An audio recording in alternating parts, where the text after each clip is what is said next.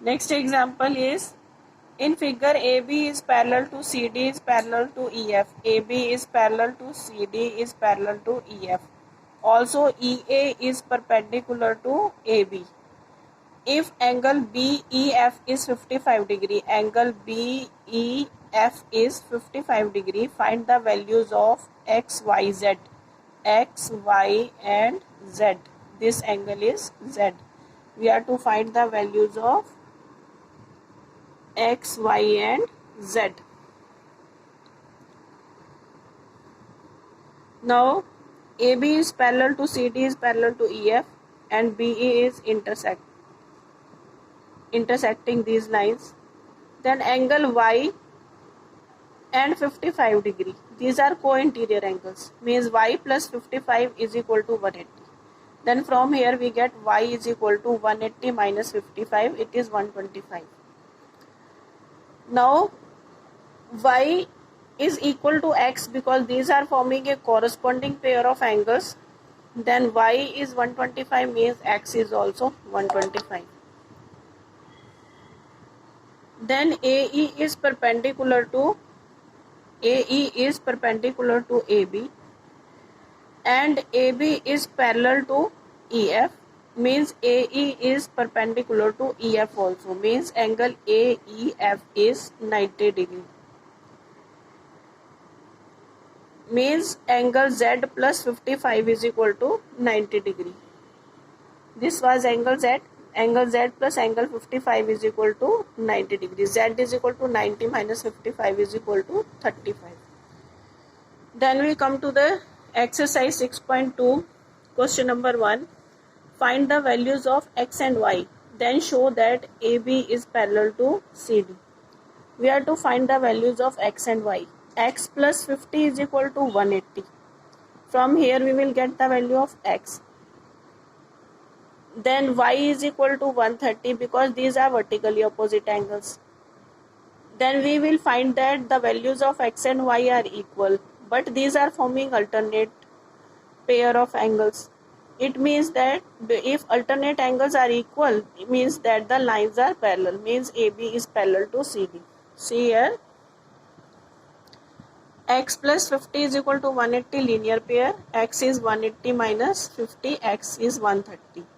Then Y is equal to 130 vertically opposite angles, means X is equal to, we have got that X is equal to Y is equal to 130 degree, but these are alternate angles, therefore AB is parallel to CD.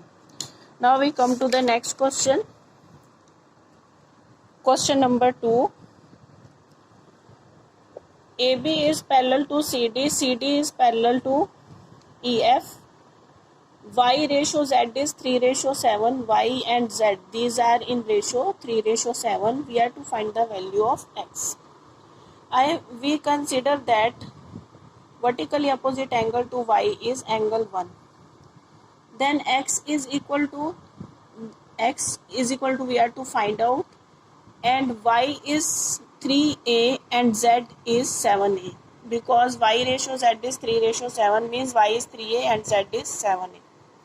Y is equal to 1, vertically opposite angles, therefore 1 is equal to 3A.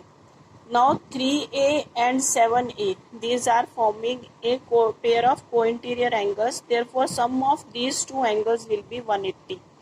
1 plus Z is equal to, angle 1 plus angle Z is equal to 180. 1 was 3A and Z was 7A. 3A plus 7A is equal to 180. 10A is equal to 180. From here we get the value of A is 18 degree. Now Y was 3A, means 3 into 18, 54. Z is 7A, 7 into 18, 126. Now AB is parallel to CD, means X is equal to Z, and CD is parallel to EF, means X is equal to Z. These are alternate angles. Then Z we have found out to be 126, means X is also 126. X is 126, Y is 54 and Z is 126. Then we come to the next question, question number 3. AB is parallel to CD, EF is perpendicular to CD, and angle GED. Angle GED is 126. GED is this angle GED is 126. Find angle AGE. Angle AGE, we are to find out this angle 1, and angle GEF. Angle GEF, that is angle 4, we are to find out angle 4. Angle FGE. Angle FGE, that is we have written as angle 2, that we are to find out angle 2. We are to find angle 1, angle 2 and angle 4. Now AB is parallel to CD. GE is transversal.